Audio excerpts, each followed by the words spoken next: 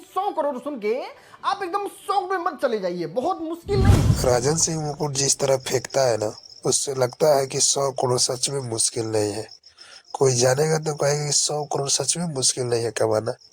अरे भाई, भोजपुरी फिल्म 2 करोड़ 3 करोड़ में बनती है और तुम कह रहे हो 100 करोड़ कमाने के लिए। इसमें सरकार भी पैसा लगाएगी, इसमें सुपरस्टार भी पैसा लगाएंगे और और राजन भाई भी लगाएगा पैसा, तब मिलकर भोजपुरी इंडस्ट्री सबसे बड़ी हो जाएगी।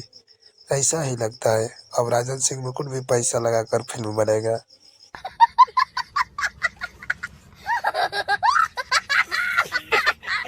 नहीं, हिम्मत का दाग देना होगा। खेसारी लाल यादव से इनका भरोसा खेसारी लाल यादव से भरोसा उठने के बाद अब राजन सिंह को लेकर बनाएंगे धीरज ठाकुर फिल्म, और बड़ी फिल्म का नाम होगा कुकुर मुकुट सिंह।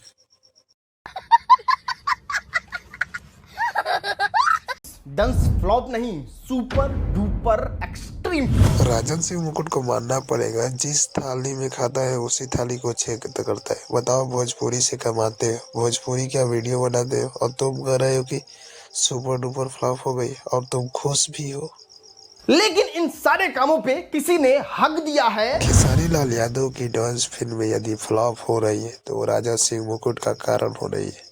का बेइज्जती हो जाएगा, किसी ने छेड़ दिया है तो वो है हमारे खेसारी लाल यादव। राजन सिंह मुकुट बन गए हैं ज्योतिषी, क्योंकि वो पहले ही बता दिए थे कि डांस फिल्म फ्लॉप हो गई और उनके अनुसार डायलॉग लिखा जाए, उनके अनुसार फिल्म बनाई जाए, तभी जाके बॉक्स ऑफिस पर बड़ा कलेक्शन कर पाएगी और भोजपुरी का विकास होगा और उद्धार होगा।